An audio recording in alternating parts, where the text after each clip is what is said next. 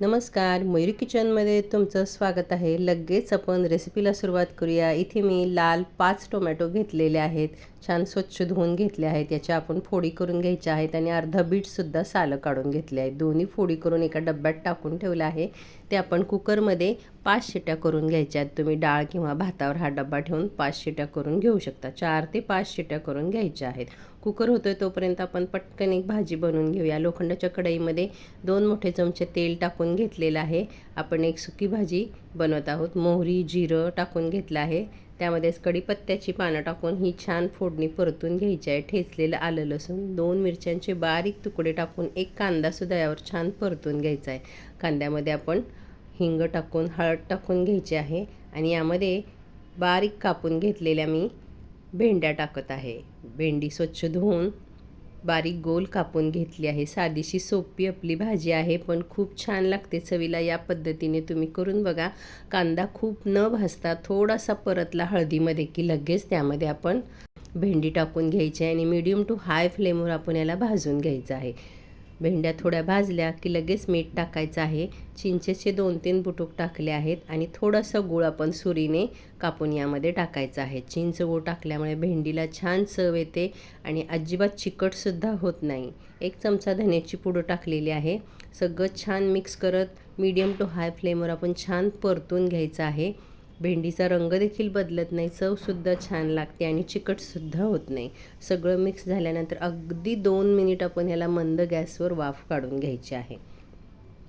तुम्ही बघू शकता आपण झाकण ठेवून काढल्यानंतरसुद्धा भेंडी अगदी सडसडीत मोकळी आहे.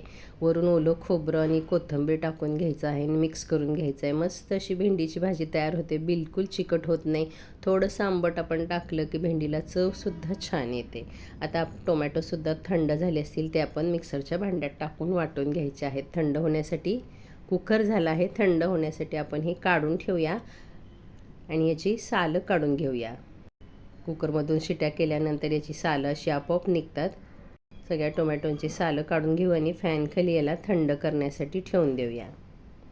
मिक्सरच्या भांड्यामध्ये आपण या टोमॅटोच्या सारसाठी सूपसाठी वाटण करायचं आहे. फक्त ओलं खोबरं, कोथिंबीर आणि कोथिंबीरची देठ टाकून मी वाटून घेते आहे. हे सार सूप आहे ते तुम्ही पिऊसुद्धा शकता किंवा भातामध्ये जेवणामध्ये खाऊसुद्धा शकता. त्यामुळे खूप तिखट न करता फक्त ओलं खोबरं आणि कोथिंबीरचे देठ टाकून सुरुवातीला वाटून घेतले आहेत. त्यामध्येच आपण टोमॅटो आणि बीट टाकून घ्यायचं आहे आणि हे छान बारीक वाटून घ्यायचं आहे. मस्त असा रंग आलेला आहे. छान बारीक वाटलं आहे. गरज पडल्यास थोडंसं त्यातलंच पाणीसुद्धा आपण टाकून बारीक वाटून घ्यायचं आहे. पॅन ठेवला आहे तापायला. त्यामध्ये 1 मोठा चमचा तूप टाकून घेतला आहे. आपण तुपाची फोडणी करत आहोत. अगदी घरातल्या साहित्यामध्ये सगळं आपलं हे जेवण आहे. त्यामुळे अगदी सर्व साहित्य घरातलंच वापरलेलं आहे. तुपामध्ये 1 चमचा जिरं आणि 2 मिरच्यांचे लांब तुकडे करून मध्ये काप देऊन फोडणीला दिलेत. आपण हे सार खूप तिखट नाही करत आहोत, त्यामुळे 2 मिरच्यांचे काप टाकले आहेत. 1 चमचा ठेचलेलं आलं लसूणसुद्धा टाकला आहे. कढीपत्ता टाकला आहे. हिंग, हळद टाकून घेतला आहे. मस्त अशी खमंग फोडणी झाली आहे. त्यामध्ये आपण बीट आणि टोमॅटोचं जे वाटण केलेलं आहे ते वाटून फोडणीला द्यायचं आहे. खूप छान मस्त रंग आला आहे. आपण आता हळद वगैरे टाकल्यावर याचा रंग बदलतो. आणखीन छान लालसर असा मस्त येतं. हे सार तुम्ही पिऊसुद्धा शकता किंवा भातातसुद्धा खाऊ शकता, जेवताना खाऊ शकता. मी याच्यामध्ये 2 वाट्या गरम पाणी टाकलेलं आहे. भरपूर असं दाटसर आहे. आपल्याला हवं तेवढं आपण हे सैलसर करून घ्यायचं आहे. आता याला 5 ते 7 मिनिटं मीडियम गॅसवर छान उकळी येऊन द्यायची आहे. छान हे शिजून द्यायचं आहे. मस्त छान उकळी आलेली आहे. आता तिखट तुम्ही तुमच्या आवडीप्रमाणे याच्यामध्ये टाकायचं आहे. याच्यामध्ये मी आता सुरुवातीला आल्याचा 1 तुकडा किसून घेते आहे. आपण सूप पिताना आल्याचा जो क्रश आपल्या दाताखाली येतो त्याच्याने खूप छान चव लागते आणि त्यात टोमॅटोमध्ये आलं खूप छान लागतं. तर थोडंसं आलं मी किसून घातलेलं आहे. यामध्येच अर्धा चमचा काळी मिरी पूड आणि अर्धा चमचा काश्मीरी मिरची पावडर टाकलेली आहे. तुम्हाला तिखट हवं असेल तर तुम्ही अजून तिखट वाढवू शकता. आपण 2 मिरच्यांचे तुकडे मोठे तुकडे करून यामध्ये टाकलेले आहेत. 1 चमचा धनेपूड टाकली आहे. सगळं छान मिक्स करून घ्यायचं आहे आणि आता चवीपुरतं मीठ टाकून याला आपण बारीक करून शिजवून द्यायचं आहे.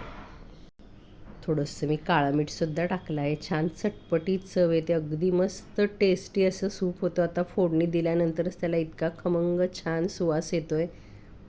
छान खळखळ 5 मिनिटं छान उकळून द्यायचं आहे. आणि आता आपण याला गॅस बारीक करून घ्यायचा आहे. यामध्ये गुळाचा छोटा खडा टाकला आहे मी. तुम्ही साखरसुद्धा टाकू शकता, पण गुळाने छान चव लागते. आणि कोथिंबीर टाकली आहे. मस्त असं आपलं सूप तयार झालेलं आहे. शिजलं आहे, खळखळ उकळलं आहे. आता गॅस बंद करायच्या वेळी अगदी 2 मिनिट आधी आपण 1 लिंबाचा रस आणि थोडीशी कोथिंबीर घातली आहे. लिंबू रस टाकल्यानंतर आपल्याला हे उकळायचं नाही, गॅस बंद करून द्यायचा आहे आणि झाकण ठेवायचं. मस्त चटपटीत असं आपलं सूप तयार झालेलं आहे. चपात्या गरम गरम करून घ्यायच्या आहेत. हवं तर तुम्ही पुऱ्यासुद्धा करू शकता, पण भाज्या ज्या आहेत त्यासाठी चपातीच मला योग्य वाटली म्हणून मी चपाती केलेली आहे. तिथे मी बाजरीचे सांडगे असतात, याला कोणी खारवड्यासुद्धा म्हणतात बाजरीच्या. बाजरी भरडून भिजत घालून वाटून शिजवून, जसं चिकाचं आपण शिजवतो तसे शिजवून याच्यामध्ये कांदा जिरं मीठ टाकून हे सांडगे खारवडे बनवले जातात. हे या दिवसात पावसाळ्यात किंवा आमरससोबत खूप खाल्ले जातात आणि छानसुद्धा लागतात. तर हे बाजरीच्या खारवड्या किंवा सांडगे मी तळून घेतलेले आहेत. आपली भेंडीची भाजी सार सांडगे चपाती तयार झालेलं आहे. सांडगे तळून झालेले आहेत. भेंडीची भाजी कढईतून काढून लगेच ठेवायची, नाही तर खूप काळी पडते. तुम्ही बघा मस्त रंग आलेला आहे. हिरवीगार अशी भेंडीची भाजी तयार झालेली आहे. आता ताटामध्ये जो गाजर हलवा दिसतोय तो मी आधीच बनवलेला आहे. याआधी मी गाजर हलव्याची रेसिपी अपलोड केलेली आहे. गाजर किसून तुपामध्ये 5 ते 10 मिनिटं भाजून घेतले. त्यामध्ये साखर आणि दूध घालून छान शिजून दिलं. त्यानंतर मावा टाकून घेतला आहे. मावासुद्धा वेगळा भाजून घेतलेला आहे. मावा टाकल्यानंतर मग वेलची जायफळची पूड आणि सुकामेवा टाकून आपला हा गाजर हलवा तयार झालेला आहे. गाजर हलवा आधीच 1-2 दिवस बनवलेला होता. मस्त असा आपला गाजर हलवा तयार झालेला आहे. सुकल्यानंतर त्याला मस्त असा आणखीन छान रंग येतो. सूपलासुद्धा काय सुंदर रंग आला आहे बघा. आणि अगदी मस्त आंबट तिखट गोड. तिखट तर बिलकुल नाही आहे, पण चवीला इतकं भारी झालं आहे. बीट असल्यामुळे त्याची चव खूप छान लागते. आता आपण ताटामध्ये सर्व वाढून घेऊया.